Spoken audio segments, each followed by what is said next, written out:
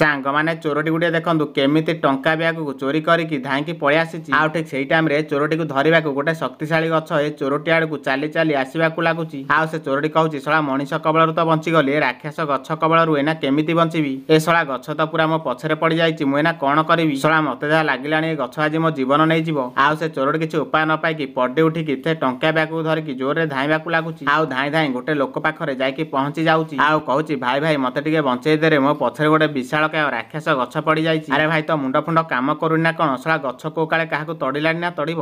ଆଉ ଠିକ୍ ସେଇ ଟାଇମରେ ଆଉ ଗୋଟେ ଲୋକ ଆସିକି ପହଞ୍ଚି ଯାଉଛି। ଆଉ କହୁଛି ଆରେ ଭାଇ ଏ ଶଳା ଚୋରି କରିକି ଟଙ୍କା ବ୍ୟାଗ ଗୋଟେ ଲୋକଠୁ ଧରିକି ପଳେଇ ଆସିଛି। ଆଉ ସେ ଲୋକଟେ ଚୋରଟିକୁ ତଡ଼ି ନ ପାରିବାରୁ ଏଇ ଶକ୍ତିଶାଳୀ ଗଛଟି ଏ ଚୋରଟିକୁ ତଡ଼ିବାକୁ ଲାଗିଛି। ଆରେ ଶଳା ଚୋର, ତୋର ଯଦି ବଞ୍ଚିବାର ଇଚ୍ଛା ଅଛି ତାହେଲେ ସେ ଟଙ୍କା ବ୍ୟାଗକୁ ସେ ଗଛ ଉପରକୁ ଫୋପାଡ଼ି ଦେ, ନହେଲେ ତତେ ସେ ମାରିଦବ। ଆମେ ଚାହିଁଲେ ବି କିଛି କରିପାରିବୁନି। ଆଉ ସେ ଚୋରଟି କିଛି ଉପାୟ ନ ପାଇକି ସାଙ୍ଗେ ସାଙ୍ଗେ ସେ ଟଙ୍କା ବ୍ୟାଗକୁ ସେ ଗଛ ଉପରକୁ ଫୋପାଡ଼ି ଦଉଛି। ଆଉ ସେ ଶକ୍ତିଶାଳୀ ଗଛଟି ଟଙ୍କା ବ୍ୟାଗକୁ ନେଇକି ଚାଲି ଯାଉଛି। ଆଉ ଏ ପିଲାଟିର ଜୀବନ ବଞ୍ଚି ଯାଉଛି। ସାଙ୍ଗମାନେ ଆଜିକାଲି ଦୁନିଆରେ ଯିଏ ଯେମିତି କାମ କରିବ ସେ ସେମିତି ଫଳ ପାଇବ। ଯଦି ଠିକ୍ କହିଲି ତାହେଲେ ଗୋଟେ ଲାଇକ୍ କରିଦିଅନ୍ତୁ।